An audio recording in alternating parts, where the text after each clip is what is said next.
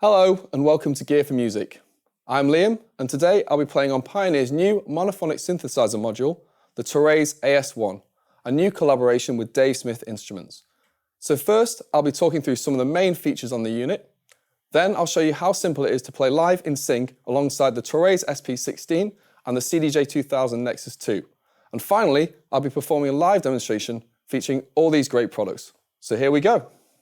So first up, let's talk about the Pioneer TORAIZ AS-1 monophonic synthesizer. First launched at NAMM 2017, it's an analog monophonic synth module, and as I mentioned earlier, it's the second collaboration between Pioneer and Dave Smith Instruments.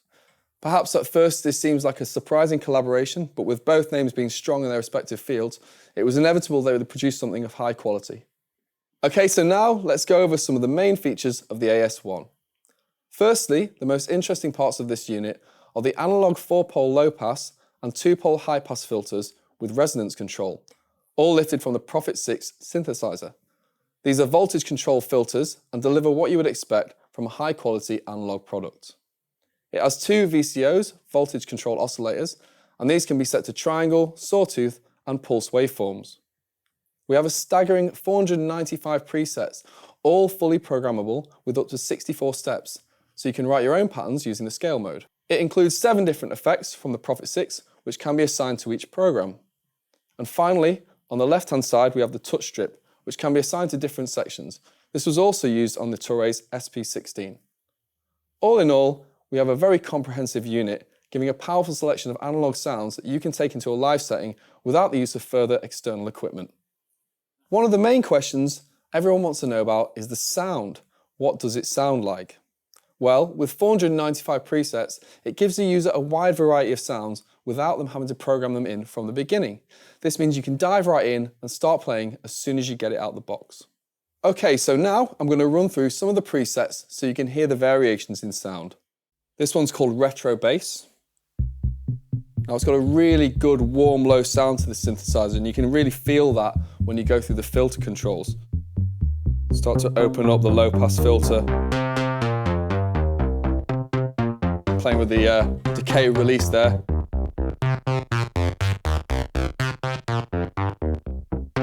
One of my favourite features of this is the sound quality you get. Obviously we've got the keyboard below here so we can change the scale at which this has been played very quickly.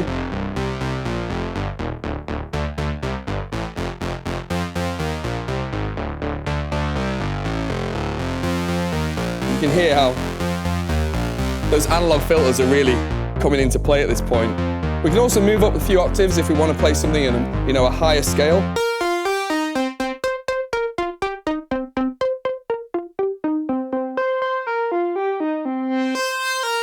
Come down a little bit. So it's just a really good sound, really nice sound, very analog sounding. You can see here if I use the touch strip at the side, we actually have effects assigned to this.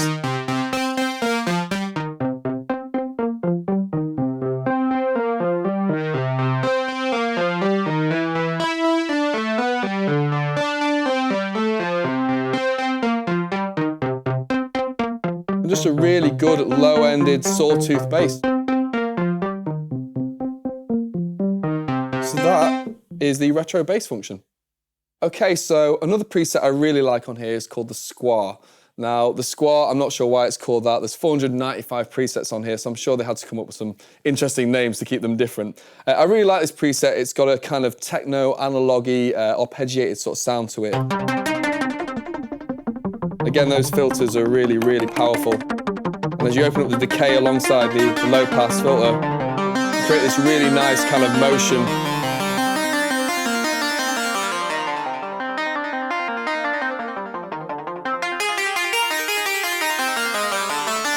Just changing keys really easy. Obviously everything I play is in scale, which is really useful, especially if you're keeping everything in key. On the left-hand side, the touch strip is really good as well because it can be assigned, as I said earlier, to effects. This one's assigned to a delay effect and also a phaser effect. So if I gently bring this in, holding the latch, which means that when I release it, it will keep the effect on. Bring in some more.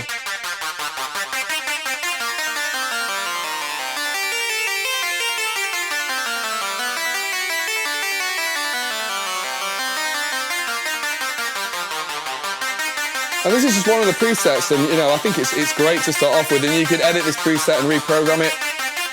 And so yeah, that's the Squaw preset. Not sure why it's called that, don't ask me. So another preset I really like on this unit is called the Philosation preset. And although this is a monophonic synthesizer, due to the fact that it's got 2 voltage controlled oscillators, gives it a kind of polyphonic sound to it. So you can hear there, really nice open sound using the filters again. There's also obviously the LFO controls here, so if I initiate some LFO, I can change the LFO control on here, create more interesting and unique patterns,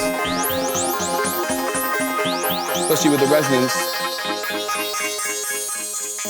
controls on the filters.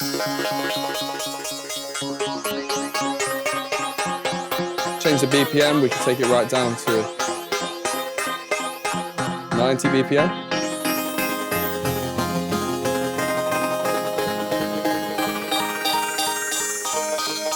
Again, just showing how sort of versatile it is as a unit. There's great bass sounds on here, but there's also really interesting kind of poly sounds and lead sounds. So for a live situation, a really interesting unit to have.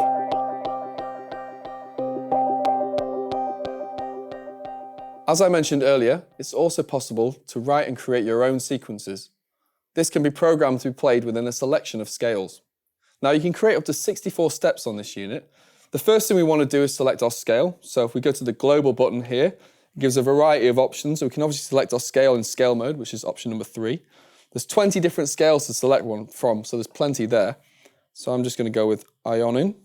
Go back now to our program selection. Just go into a basic program, which is in the F section. So these are kind of blank programs where you can create your own. There's obviously different banks for the presets. So let's just have a listen here.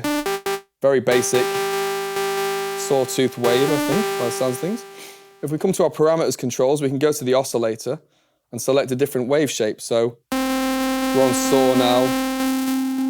Scroll that over to more of a triangle wave, a little bit softer. We can go to our second oscillator.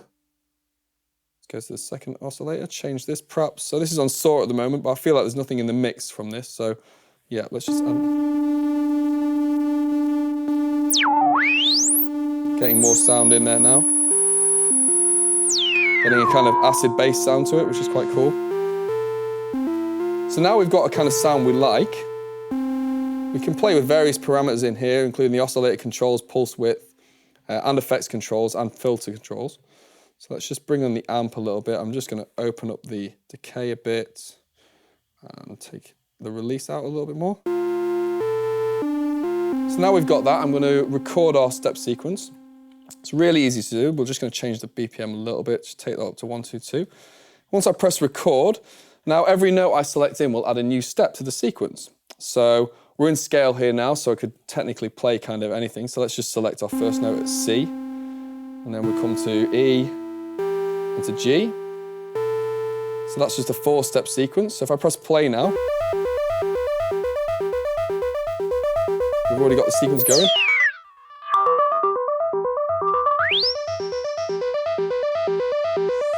Let's say at this point we want to change the envelopes, the waveforms or the envelopes. We can come into parameters and just adjust them.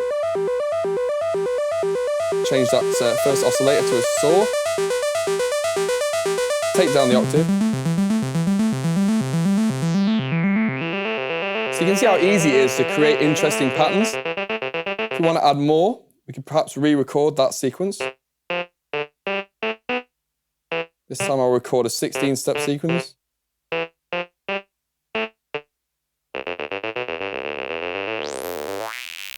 Take the octave up a little. So it's really interesting to kind of get things going and kind of get a live idea going. That added with perhaps using the LFO controls as well. So let's just add LFO.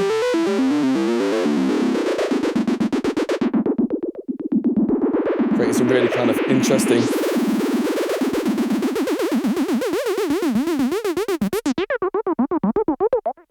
almost Doctor Who-esque. So yeah, that's just to show you how easy it is to create your own programmable pattern. And now I want to show you how easy it is to link these products together. As you can see, I've included 3 Pioneer products to help me connect the AS-1. The SP16 sampler, the CDJ 2000 Nexus 2. I'm also using a DJM 900 Nexus 2 mixer. I've connected the CDJ 2000 via Ethernet to the TORAIZ SP16 sampler. That means the BPM from the CDJ will be synced to the sampler. The TORAIZ is then linked via MIDI to the AS-1, ensuring all units are playing in sync. Okay, so now I want to show you a demonstration of how you would use these units in conjunction with each other. So to start off with, I'm just going to play something from the AS-1. Bring this in on a channel. I have to ensure that our CDJ is playing so that the MIDI sync is going across.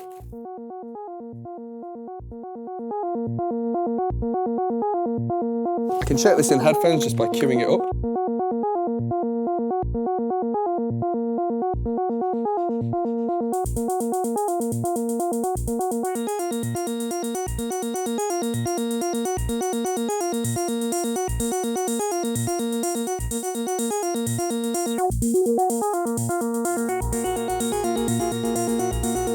So just adjusting the latch there, adding some effects. You can change the key as well.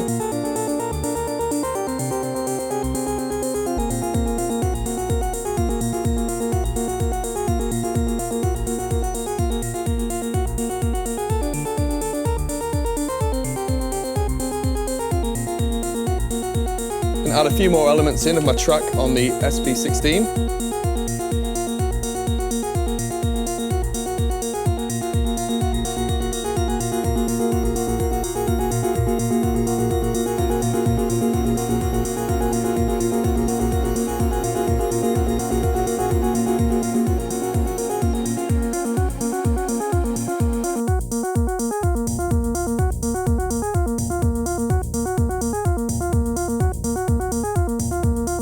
Now I'm just going to bring in part of the track I'm looping on the CDJ. You can see they're all playing in sync, which is great.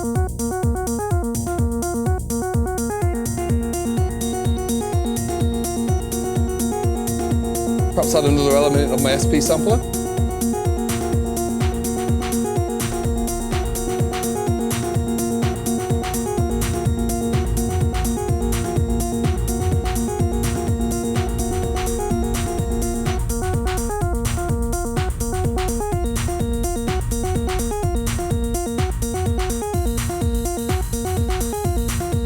Off that.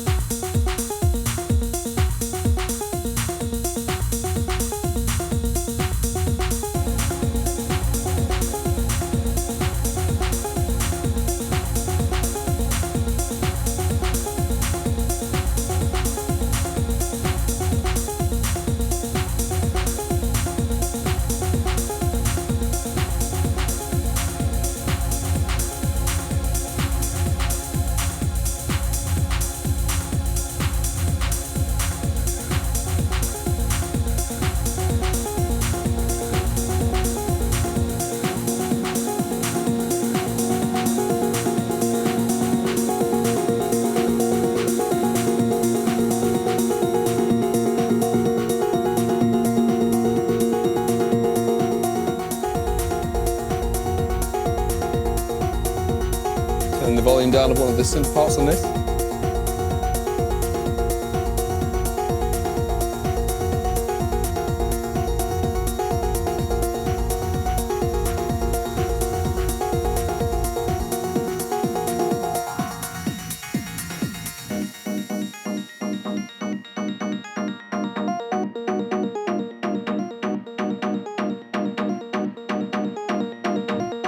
So you can see how quickly it is and easy it is to play little live elements.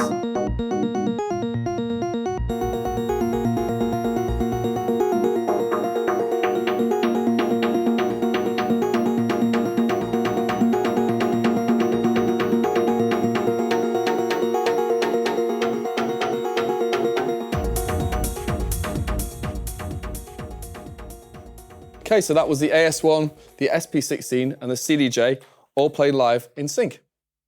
Thanks for joining us for this brief overview of the Pioneer TORAIZ AS-1 analog monophonic synthesizer. If you like what you've seen and would like to know more about the product, please visit the Gear for Music website. I'm Liam at Gear for Music, and thanks for watching.